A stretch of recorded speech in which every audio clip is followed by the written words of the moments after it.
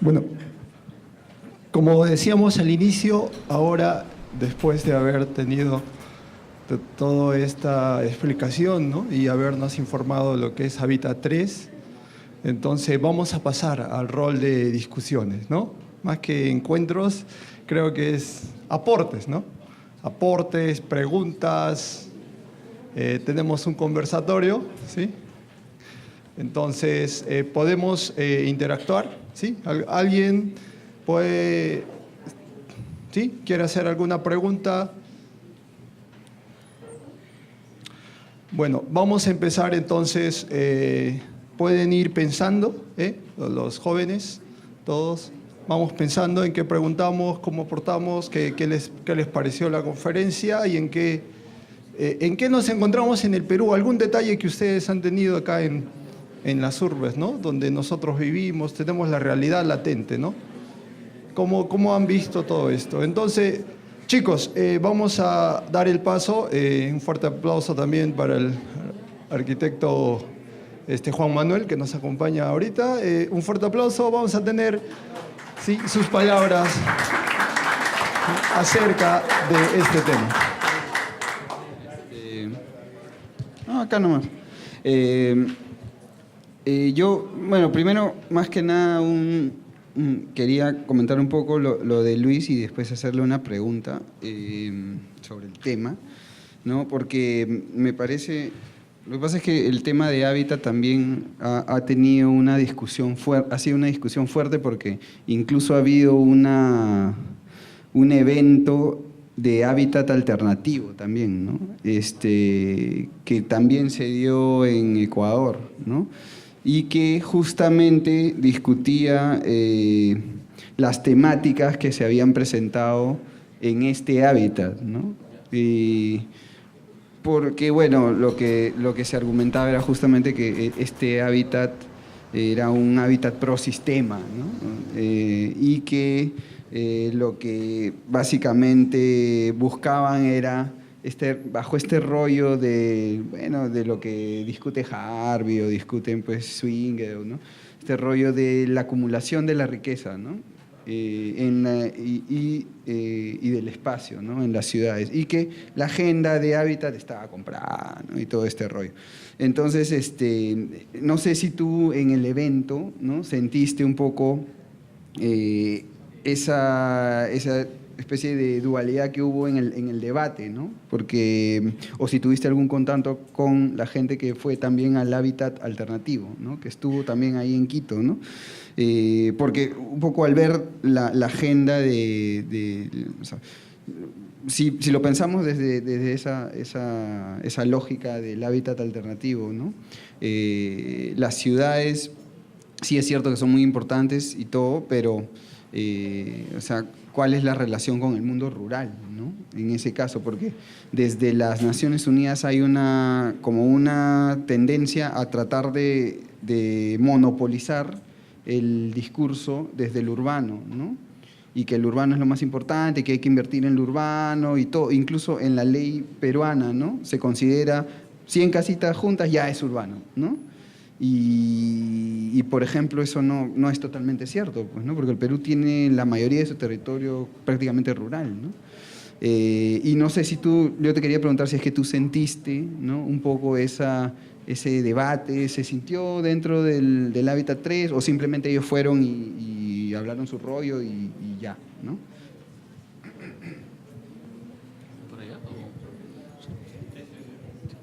Bien, muy buena pregunta, del arquitecto. Un aplauso para el arquitecto Juan Manuel, por favor.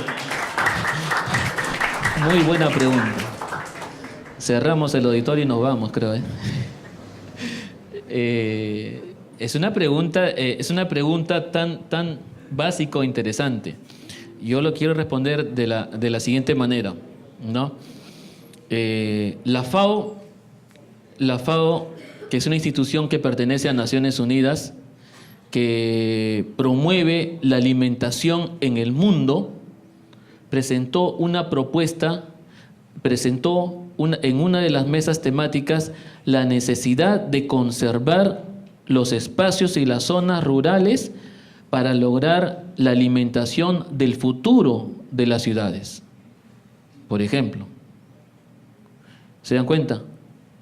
La misma entidad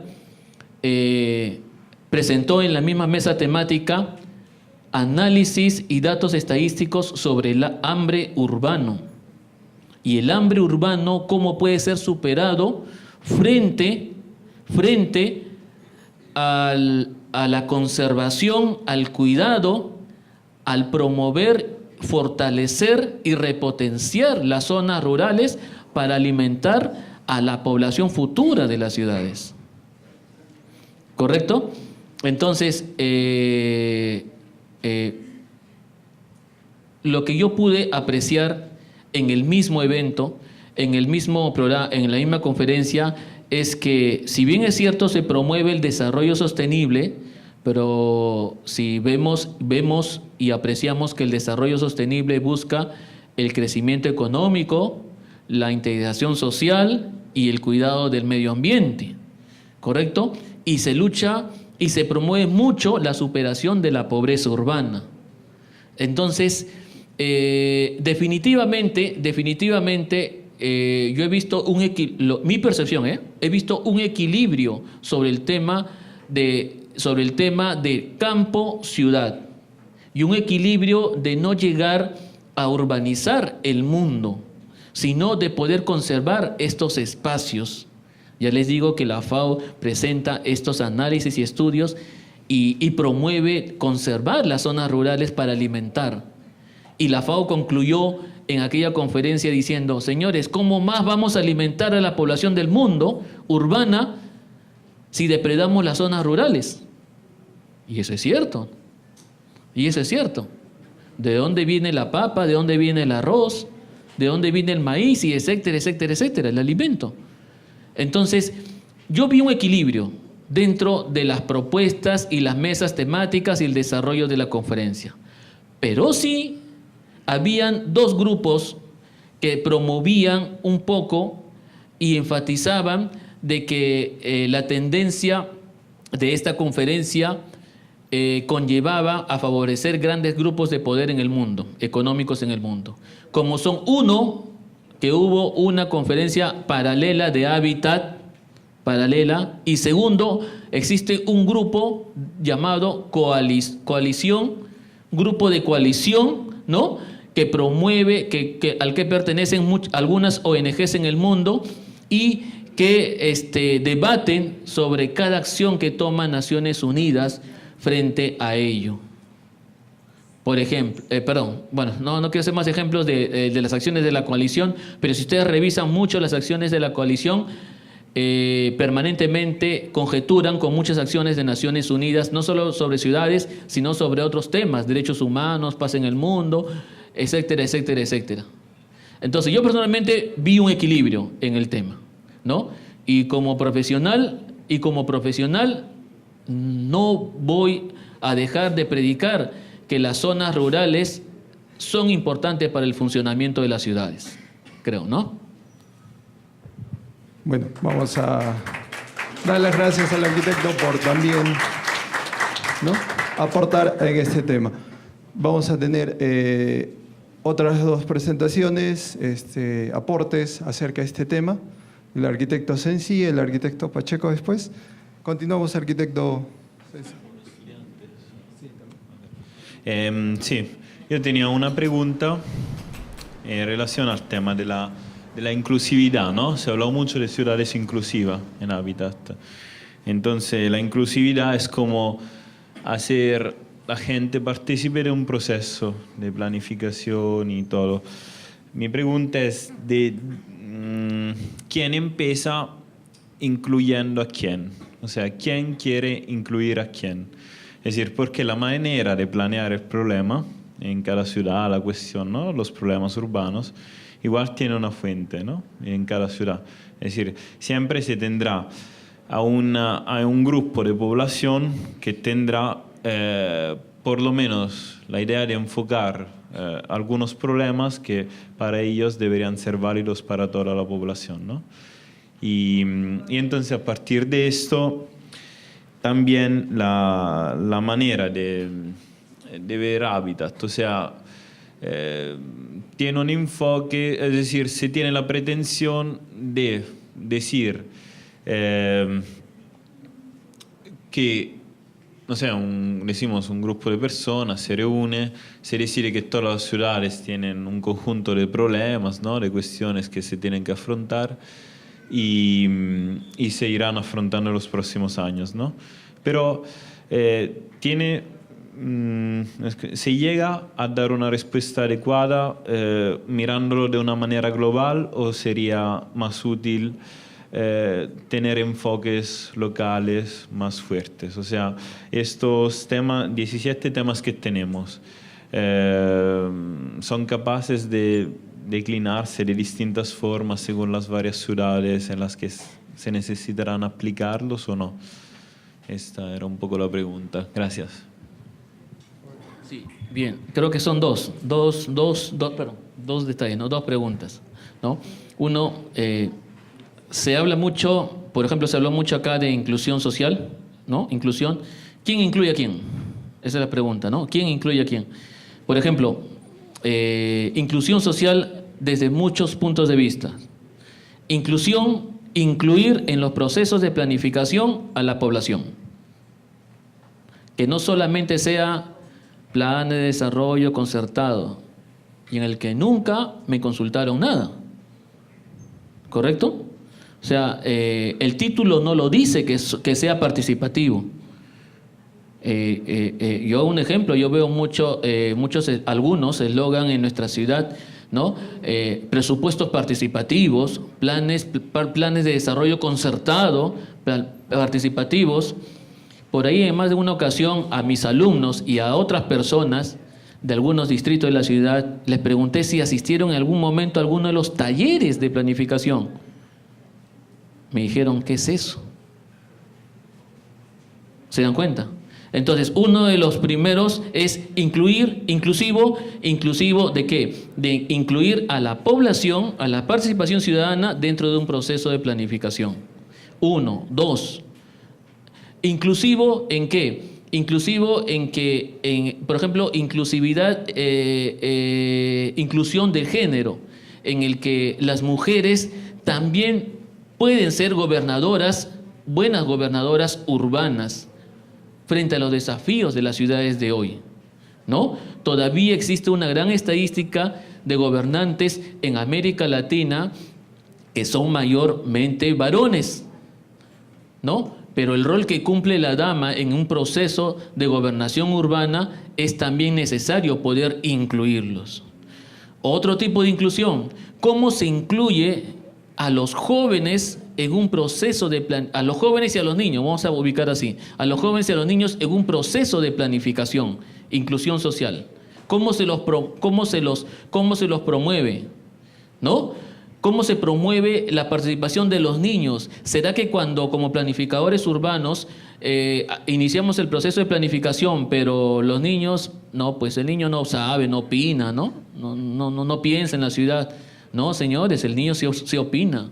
El niño tiene una forma de cómo una idea de cómo quiere su ciudad. Basta que el niño diga, yo quiero que mi ciudad sea más limpia que ahora. Yo no quiero que boten el papel por la ventana del bus hacia la calle. Es la visión que tienen los niños, ¿no? No quiero que haya ruido en las calles. Es la visión que tienen los niños. Entonces el otro tipo de inclusión también es cómo incluir a los jóvenes y a los niños en un proceso de planificación. Luego también en la inclusión de jóvenes dentro de la gobernanza urbana, ¿no? Ya que autoridades locales pueden ser jóvenes entre los 25 y 35 o 32 años y que pueden cumplir un rol importante dentro del desarrollo del proceso de gobernabilidad urbana. Así como ellos, existen muchos otros tipos de inclusión, ¿no? Pero ¿qué es incluir? ¿Quién debe incluir a quién? Es que todos dentro del mismo proceso y de las políticas nacionales que se deben dar en cada país. ¿Correcto? ¿Y la segunda cuál era? Perdón. ¿Cómo se organiza en las situaciones locales en particular. Lógico. Todos estos principios jóvenes son globales, son mundiales, pero la iniciativa, yo explicaba en el segundo slide, tercer slide, la iniciativa de poder aplicarlo esto a nivel nacional, regional y local. Y en mi opinión, y es una opinión personal, yo creo que esto debe ser aplicado de manera específica. ¿Por qué? Porque cada ciudad tiene una realidad distinta, ¿correcto? Y la planificación urbana no es universal. Los procesos no son universales. Yo planifico bien en Ate, no puedo hacer el mismo tipo de planificación en la ciudad de Montevideo, ¿correcto? Entonces, todas estas propuestas deben aterrizar a propuestas específicas para cada ciudad, centros poblados. Creo que es lo más recomendable. Y no nadar en lo global exactamente, ¿no? Gracias, arquitecto. A ver, vamos a también tener ya casi la última participación con el arquitecto Pacheco, y también voy a pedir que puedan levantar la mano después de esta participación los que quieran hacer preguntas o cooperar, ¿no? con este. Y también la arquitecta Daniela, ¿no? Perdón, disculpen. Como última participación, como broche de oro, ¿no? Ya, bueno, esa era la broche de oro, ¿sí? De inclusión de género. Arquitecto Pacheco. Bien, muy buenas noches. El tema de planificación urbana tiene mucha connotación en conceptos de aplicación y más que todo de proceso. Creo que para mí es importante, primero voy a hacer un comentario y voy a hacer una pregunta. El problema urbano es un problema social que va creciendo abrumadamente cada vez más y más. Y resolver significa un poco difícil cada vez más y más. Producto de repente de mala aplicación de normas, no hay municipalidades ni regiones que puedan apostar para poder resolver el problema urbano.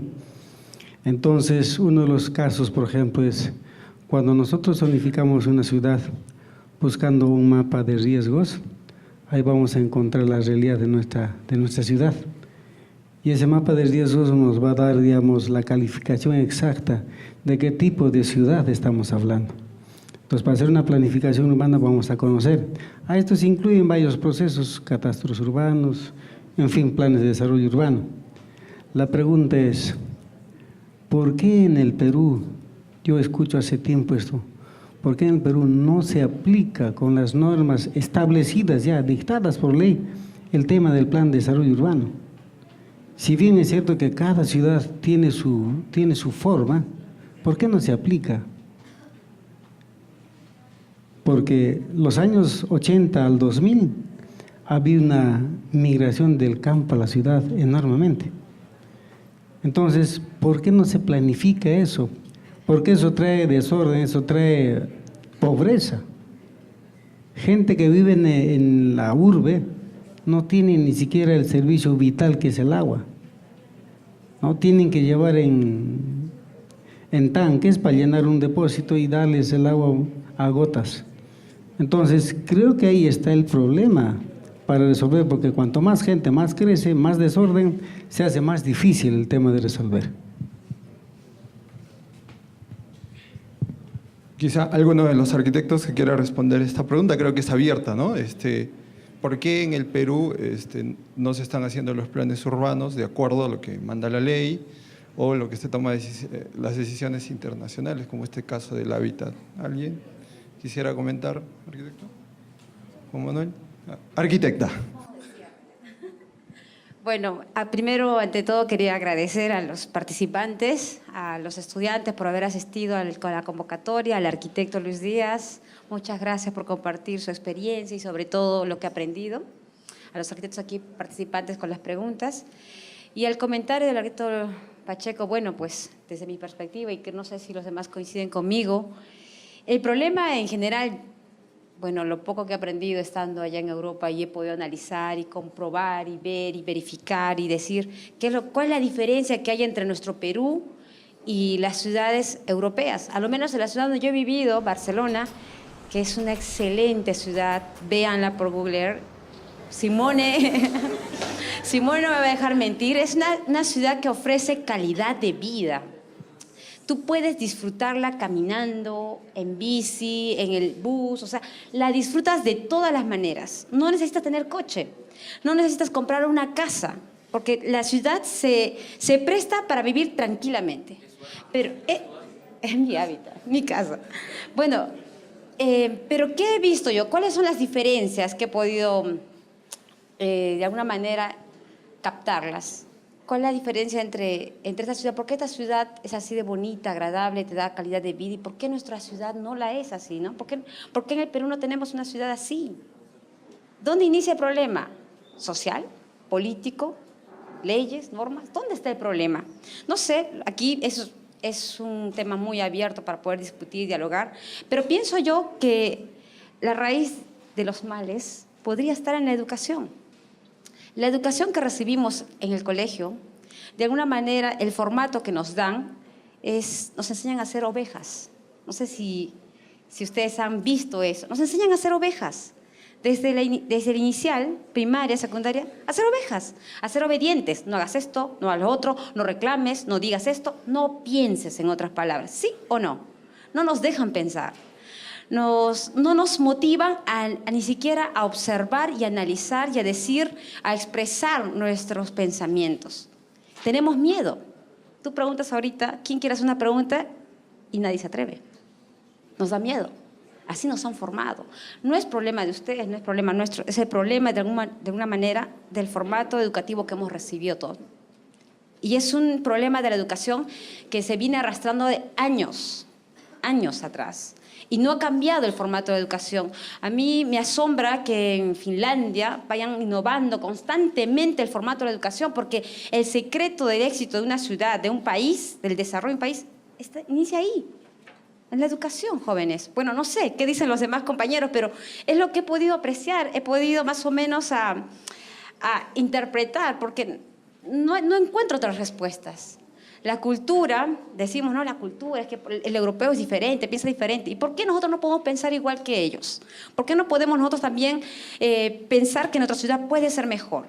¿Por qué no podemos decir, bueno, pues dejo mi retiro en la ciudad, de mi terreno, dejo mis 3 metros porque quiero ceder un espacio para la ciudad? Quiero que mi vereda no sea de 1,20 m, quiero que sea de 3 metros. Y no invadir, hasta hacen aleros de medio, a veces uno de 1 metro, invadiendo la calle. ¿Dónde? Porque creemos de lo que hizo el vecino está bien y imitamos, como les dije, ovejas, imitamos, ¿no? Es más fácil imitar a decir, a ponerme a pensar, ¿está bien o está mal? ¿Qué es más fácil? ¿Copiar? ¿Adaptarse, acostumbrarse, caer en la rutina? ¿O pensar y decir, no, esto está mal, yo puedo corregir? O empezar a mirar la ciudad y decir, no, esto está mal, esto es error, ¿cómo puedo corregir? Y empezar a reunir a los vecinos, decir, mira, hagamos estos cambios en nuestro barrio. Porque si empezamos a cambiar un barrio, los demás barrios, oye, qué barrio tan bonito, la Alameda. La gente se ha organizado, ha mejorado. ¿Por qué no nosotros también en Vida Shalom lo hacemos? Y así los demás barrios se van contagiando y podemos lograr que nuestro entorno cercano por lo menos cambie, ¿sí o no? Podemos, pero no lo hacemos. ¿Por qué? Porque nos da miedo expresarnos, nos da miedo organizarnos. De repente decir, por ejemplo, hoy día no sé cuántos habrán salido a la marcha de los estudiantes que han llamado contra Castañeda, no sé cuántos habrán ido. Espero que haya sido. Nosotros no hemos podido participar porque de alguna manera estamos aquí en Ñaña, pero deberíamos de haber ido ahí y participar porque también somos parte de esta ciudad. Si en Ñaña ocurre un asesinato, una violación, ¿quién sale a protestar? ¿Quién sale a defender? Nadie. Todos somos ajenos al problema. Es el vecino, está allá, no es en mi barrio. Todos somos indiferentes. Mientras sigamos pensando así, egoístamente, individualistas, nunca vamos a lograr que nuestra ciudad mejore. Nunca vamos a lograr que nuestro entorno inmediato mejore. El cambio debe iniciar en nosotros, jóvenes. Basta con que una persona inicie el cambio, se empieza a contagiarse, se empieza a masificar estas ideas. Pero empecemos con nuestro Facebook, empezar a publicar cosas, ideas, pensamientos que ustedes tengan. No a copiar o de repente solamente a hacer ovejitas, no a repetir lo que otros. Empecemos por ahí, todos. yo también voy a ser más valiente y atreverme a empezar a escribir y a decir lo que yo pienso. Muchas veces me limito porque soy la directora de escuela, tengo aquí una imagen, soy adventista, pertenezco a la Universidad Peruana Unión, pero voy a atreverme, tengo que hacerlo. Si no lo hago yo, ¿quién lo va a hacer? Tengo que hacerlo yo, porque en algún momento voy a tener mis hijos y quiero que mis hijos tengan una mejor calidad de vida en una ciudad diferente, una ciudad agradable. Bueno, eso quería compartir con ustedes. Muchas gracias. Fuerte voto de aplausos para el arquitecto Pacheco y la arquitecta Daniela por este valioso aporte. Simplemente contarles una anécdota ya para terminar esto, ¿no? Estaba con Mario, que era un gobernador de Manatí, ahí en el fondo de la selva del Perú, ¿no? En el Amazonas. Me contaba que todos los que habitaban con él, de pronto, los que estaban alejados del centro de la comunidad, no tenían agua, consumían del río.